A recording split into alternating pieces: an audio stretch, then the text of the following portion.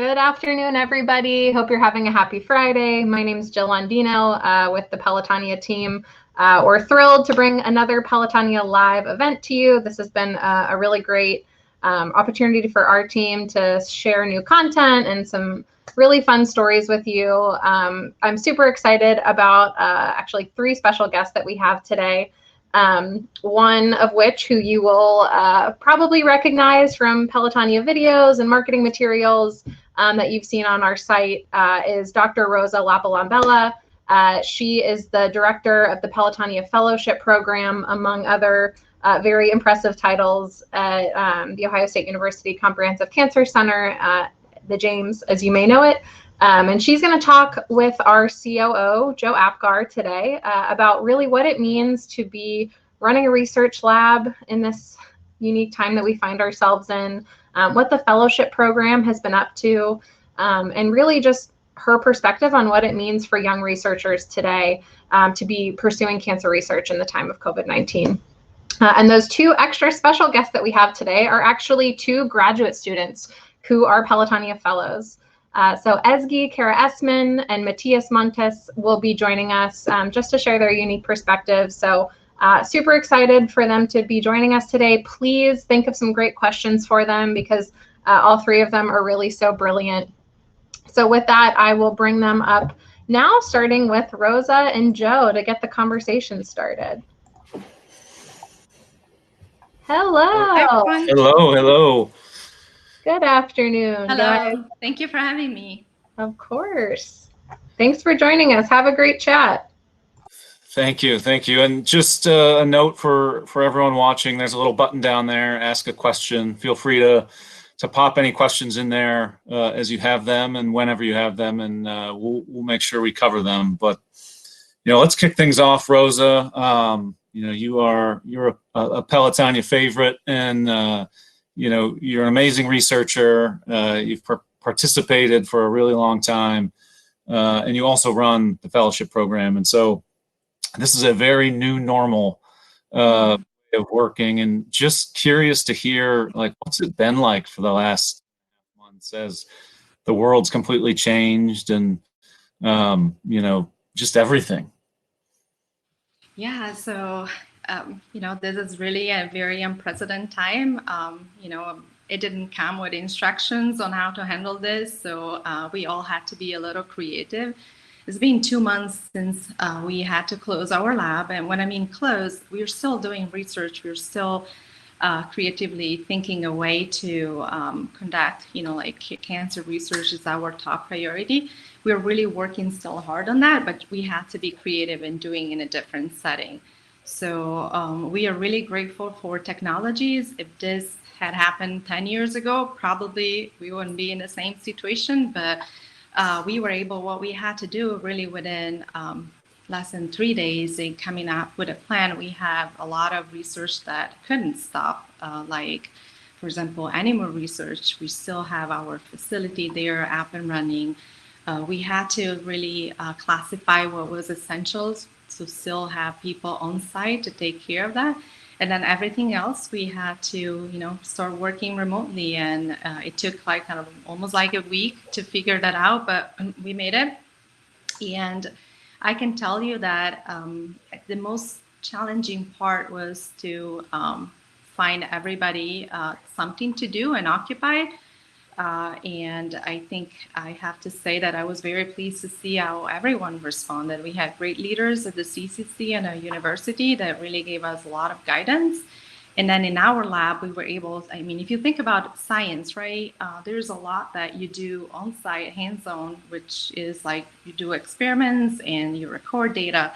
But then at some point, you really have to take those data and analyze and critically thinking what to do and then eventually report. So we are working on that aspect. So we have a lot of data that now we are really taking the time to analyze and putting it together for publications, presentations. So we were able to host all our meetings online. So we moved to just like this system here, and that has been working great.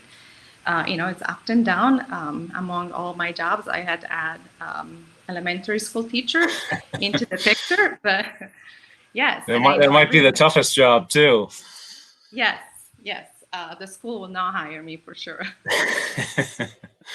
Yeah, it's you mentioned 10 years ago this might have looked a lot different just with the advent of all this data moving to the cloud, and obviously Ohio State is just known for having world-class facilities and technology, and which really just helps to facilitate the ongoing research you're able to do. So I know we're really lucky to be a part of that, but it is certainly a new normal for you, and I can only imagine what a couple of weeks were like, where it was just really changing every aspect in the way you work. Yeah, we had to also, and I think that's the other aspect, and thank you for Pelotonia for your support as well. Cancer patient is among the most vulnerable population for COVID-19. So we were also allowed to kind of like switch our research and use our expertise to conduct some COVID-19 research as well. And so that is the other aspect. So there was a lot to read about, and we all be able to refocus on taking training classes, as well as to learn new techniques and technologies online. So yeah, what was it like, watching your colleagues and even yourself sort of pivoting to focusing on COVID and COVID research and something that was so new and a giant learning curve, I'm sure, to get up to speed on things, but to be in the middle of all of that, what's that like? Yeah, so that is, I think the part that I really liked is that everybody really trying to use their expertise to come up with, to offer some ideas for potential COVID-19 research. And I mean, if you read, for example, personally, I work on a protein that is a nuclear export inhibitor. And I kind of like recall that when this inhibitor was made, there was a lot of one of the mechanisms that is like this inhibitor used for working is to, I think it was discovered to block HIV viral for, replicating. So I was thinking, well, maybe that could have something to do with COVID-19. And sure enough, then there are publications that actually showing how this can have an effect on influenza virus. And the company is testing that actually in a clinical trial for COVID-19 right now, as well as in BTK, the ibrutinib inhibitor that we all talk about. Pelotonia was one of the big sponsor when it really started for chronic lymphocytic leukemia. There are several trials open on that as well, because of the way this protein can also affect the immune response to the viral and kind of like attenuate the inflammation. So I think it was really fascinating to still be able to offer our perspective, even though we are cancer researcher, but a lot of what the virus does affect the immune system. And, we have everybody in the Immune Institute, the Institute of Immune Oncology, working on it as well. So. Yeah, that's amazing. I mean, it's been an amazing sort of rallying point too for research all over the world, to take all of this different expertise in all of these different fields and really narrow it in on combating this virus. And I speak for the rest of the entire community that we are lucky to have you and your colleagues sort of in the fight for sure. So one of the things, the Pelotonia Fellowship Program, it's one of my personal favorite things that we fund, and we've awarded more than 550 fellowships to different students who are studying sort of everything all over the map. And there's a process in which you award and grant these fellowships, and that's certainly had to change, but that hasn't stopped. And so what's that process been like? And can you just explain more of that? Yeah, so we actually, right after we closed the lab, we were in the process of selecting the awardees for this past cycle. So we had all, in-person meetings that were going to happen, and we had to immediately switch them into video conferences. So we were still able to do all of them, and I'm very grateful for all the faculties that really devoted their time, even during this difficult time, trying themselves to figure out what to do with their families, their work, their lab. They still were able to find the time to review these applications. And we had You've sat in some of those meetings. Yeah. Some of those are like 5 hours long, and especially of our undergrad meeting, because we had 45 applications to review. So we actually had almost a 6 hours long meeting via video conference. So that was really, but everybody was a trooper. We did it. We actually selected our awardees for this year. We are waiting at this point. I think another challenge is the hiring freeze that we have. So we're waiting. We're hoping to be able to go back to a new normal and to actually start them in their fellowship. Sure. So right now we are waiting on that. But I have to say that we were still able to continue to accomplish what our major goal, which is to identify the most promising young investigators. Yeah. What is, sort of over the last 2 months, I'm sure, for everyone, this has just been sort of flipped everyone's world upside down. But from a young sort of researcher's perspective, are you hearing sort of any concerns or questions about like what's the future sort of look like from a research standpoint, or do you think it'll change the way research is done potentially going forward?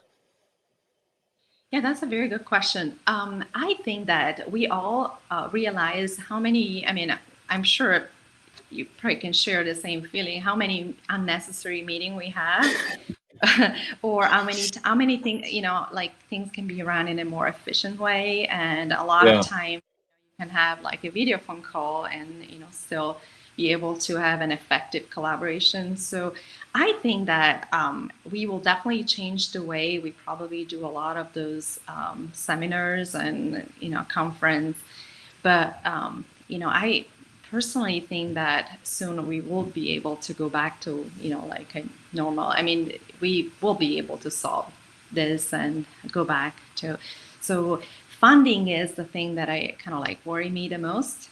Because I don't know, like, what is it going to look like? As you know, the federal funding, and really, we saw like a big decrease through the years.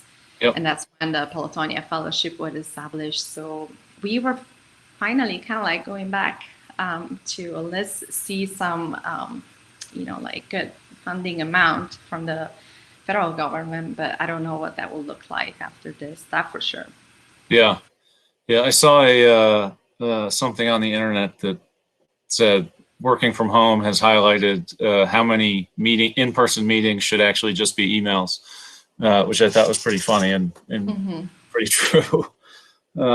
So let's bring up Matias, who is one of the fellows and, it has certainly changed the way he's worked. And Matias, welcome. Thank you. Thank you for having me. So, you are a graduate fellow. You're pretty cool. You're actually doing your research at Nationwide Children's, which is amazing. And we are honored to have you as a Pelotonia Fellow. Thank you.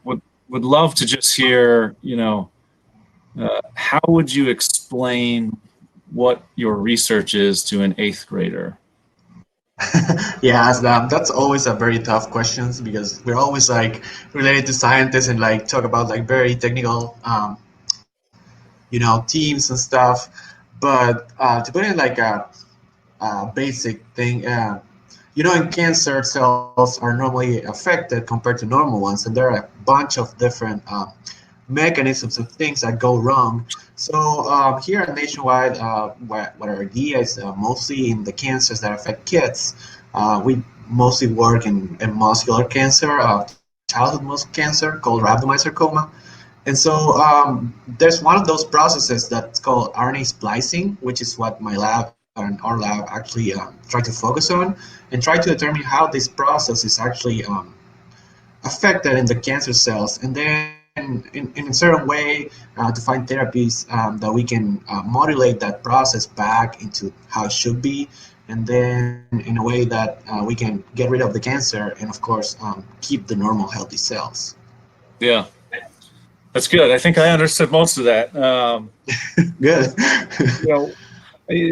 One of the other sort of things I'm always interested in is like, how'd you get into cancer research? Like, what inspired you to pursue this field and to become a researcher?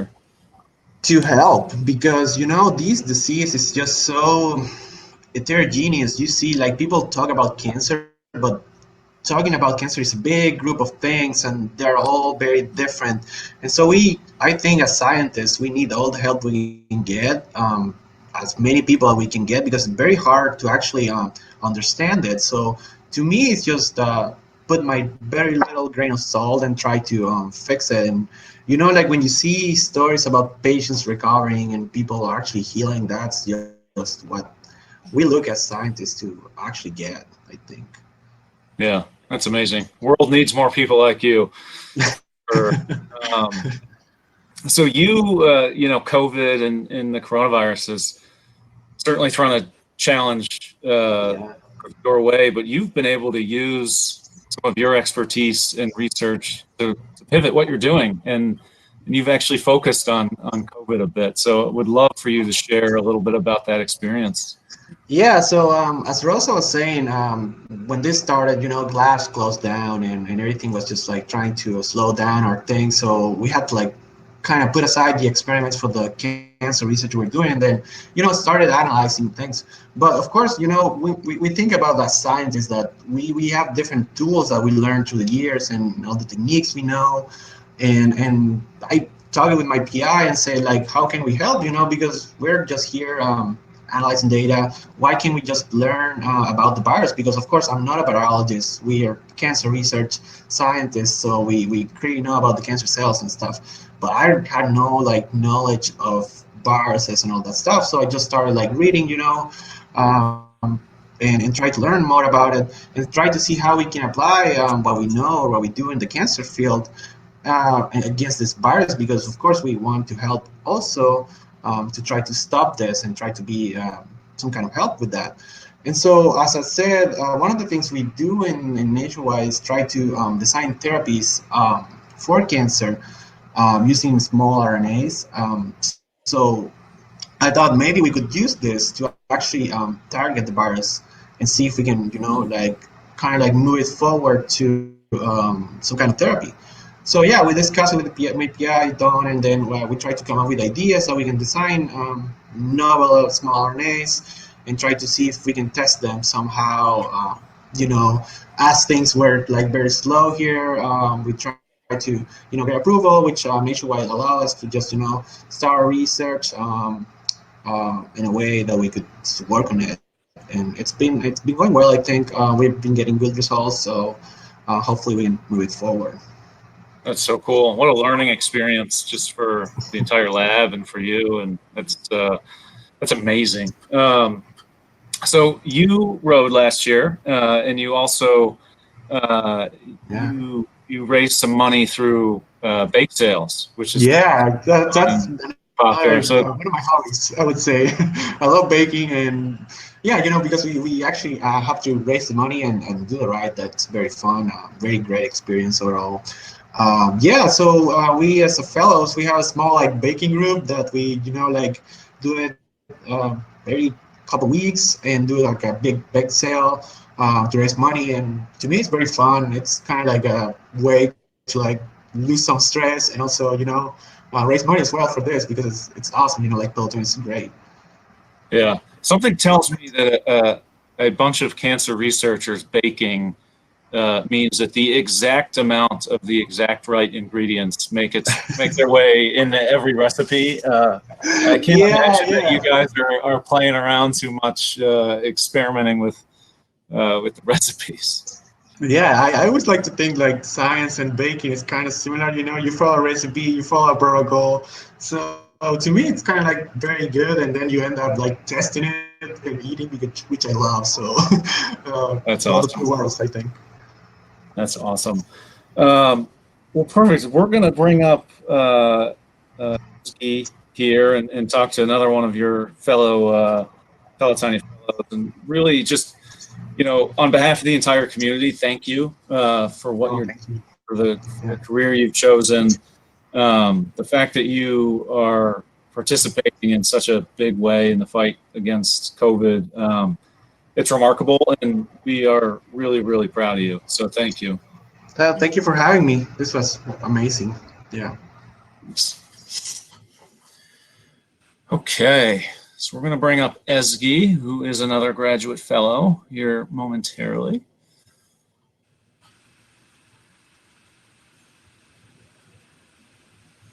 Maybe. Oh, there we go. Hey, Ezgi, how are you? Hey, how are you? Doing pretty good. So I'm gonna give you the same question I gave Matias, which is, and you do a different type of research, certainly than Matias does, and so explain what you do to an 8th grade. All right, let me try. So, as we know, when leukemia patients have very advanced disease, it really starts in their bone marrow. So in order to really cure the disease, only solution we have currently is to replace it with somebody else's. So our research is really interested in bone marrow transplants. And as I said before, what happens during a transplant is that you, through chemotherapy and radiation, remove that cancerous bone marrow and replace it with a healthy donor's bone marrow. But as you can imagine, an entire bone marrow replacement is a very complicated thing, and it actually basically means that you're replacing the entire immune system, which is a very strong genetic component. So because of that, the donors and the patients need to be matched in a certain region in the genome. But in our lab, we're looking for the entire genome to understand how these genetic variants actually play a role in the success of the transplant. How does it contribute to the survival of the patient after they receive this bone marrow transplant? So we also look at their interactions with different chemotherapies or the type of chemotherapy, so that we can at least help the patients based on their genetic information beforehand what might actually happen after the transplant, so that we can prolong their survival. That's so cool. So how, like, what got you into this? Like, what inspired you to start sort of a career path in cancer research? Well, my path actually started in Buffalo, New York. That was the first time when I came to the US, and that's the Roswell Park Cancer Institute. And then I transferred over here, and I was always interested in some parts of the bioinformatics, and I was kind of this hybrid researcher. Actually, I was in the lab and I was doing analytics at the same time. But then at some point, I just realized I really want to have direct impact with the clinic. I do really enjoy the research that I do in the lab as well, but I want to be doing the analyses, and I just want to be able to predict things, or I want to just have really direct clinical impact in some way. So that's what made me actually decide to join Dr. Tristan Campbell's lab, because I think it's like the data set that we have we are very lucky, because all this data is basically collected for us. And again, during these times, actually, we don't have to go to the lab. So we do most of our work in supercomputers and in the cloud, etc. So these are really large scale analyses that we do. And it's just the idea that this data in front of me, which is thousands of patients, and all of them have been a part of this journey throughout, which was incredibly, probably painful. And now I actually get to do something with it and give it back to future patients. It's just incredibly moving, I think. So that's what made me stick with her project and with her lab. And it has been a really amazing journey.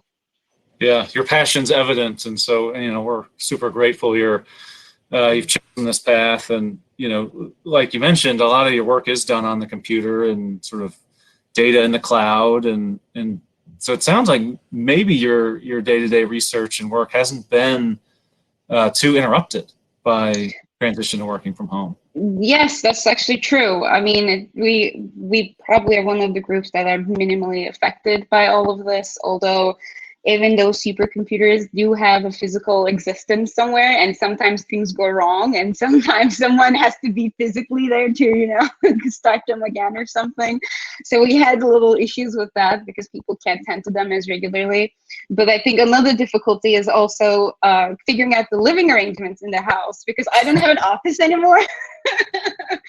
And I had to give up my existing office to my fiance. He has more frequent meetings than I do, so I kind of set up myself in the dining room area, and that can be a little distracting sometimes. Yes. And another thing I think I miss a lot also is that when you're in the lab and you have a group and people you can actually discuss your work with, you can just spontaneously just go to another desk and ask questions. And that is definitely missing. So even though we can say, yeah, we can have these, virtual meetings and we can have the Slack and chats, etc., it still does not really replace that spontaneous just talking and discussing some problem with someone, right? So Sure. that is definitely still lacking. Yep. So you rode 100 miles last year in Pelotonia, is that right? Yes. You rode the big century, and when I heard what you did for your fundraising, I was blown away because I think it was so cool. Would love to just hear about that and share that with everyone on the call. Yes, of course. So for a lot of our analyses, we use a programming language called R, literally just the letter R. And I actually have a little tumbler here right here. It's just like the R. And it's actually used a lot for business analytics as well. And there has been a lot of interest from other people to learn it. And I basically, when I joined Pelotonia, I realized, okay, what can I really give people so they would actually donate to my ride? And I thought, okay, I can actually start teaching some programming. Hopefully it goes well and people actually can, help with my ride. And in fact, it really blew up and people were very interested. I even had to turn away some people, unfortunately, because we didn't have enough spots. But yeah, I was thanks to all of the support, I was able to raise $4,000 last year just by teaching programming, which is actually quite suitable for virtual environment as well. So if you have any of those skill set, and if you're willing to go out there and maybe raise funds for your Pelotonia ride, that's definitely a good way to do it. Yeah.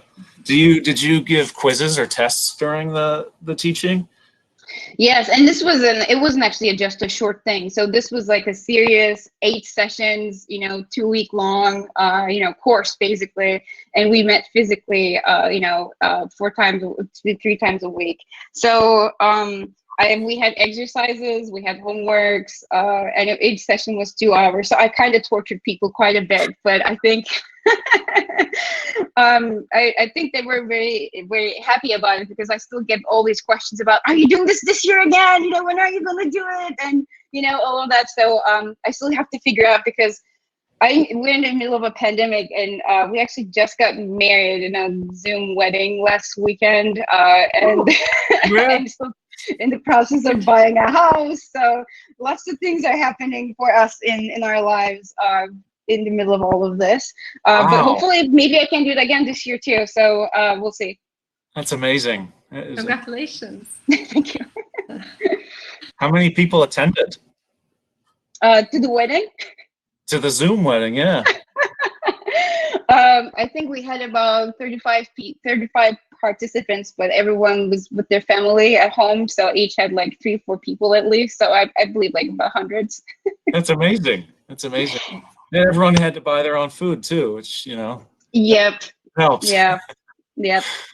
Well, awesome. Well, thanks for taking the time to chat with us. And, we're super proud of you and super proud to call you a Pelotonia Fellow. I know you have some plans. You are graduating now and you have some plans for the summer and then the fall. An internship, and then I believe you're going to start at Nationwide Children's Hospital, correct? Correct. Yep. Yeah, that's amazing. I'll be working with their bioinformatics team. Yeah, I'm looking forward to it. And I'm really grateful for Pelotonia. I mean, this has been a really amazing journey. And honestly, all the workshops these programming teaching workshops also opened up all sorts of new opportunities for me. And really, it was just a great synergy, I think. I really got back amazing things from Pelotonia. So I'm very grateful for it. Awesome. Well, thank you so much. Thank you.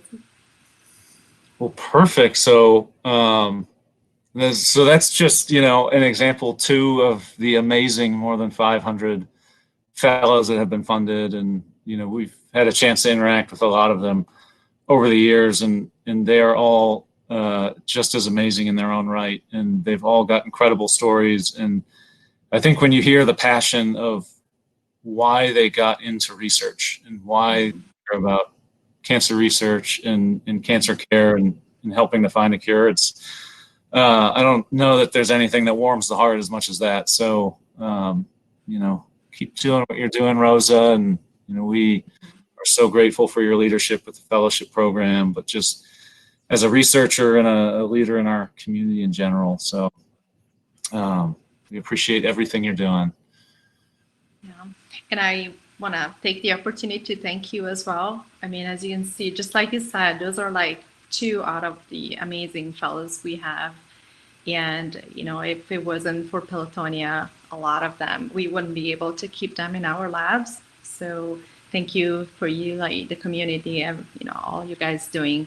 This is really creating opportunity. As you saw, those are like international fellows as well. So Yeah. The program is helping, like everywhere. It's making an impact globally, thinking about how many trainees can actually train in our lab and then eventually send it back to the world to propagate a great name of the CCC at Columbus, at the James. Yeah, it's amazing. It's amazing. Well, we are grateful, and I would be remiss if I didn't plug my very own fundraiser, which is happening in 3.5 hours on Facebook Live. I'll be shaving my beard, which I have had for 6 years. And my 17-month-old daughter will be next to me witnessing it. So that's either going to go really well or really poorly. But it'll be a fun way to cap off the weekend. I don't know if Jill's coming back or not. But thank you for everyone who joined us today. We close to 50 people, and we know several hundred more will watch this over the coming days. We'll post it on our Facebook accounts and also on pelotonia.org/rise. Hope everyone's having a fantastic week, and hopefully the weather's good where you are, and you can enjoy a really nice weekend as well. So thank you, everybody.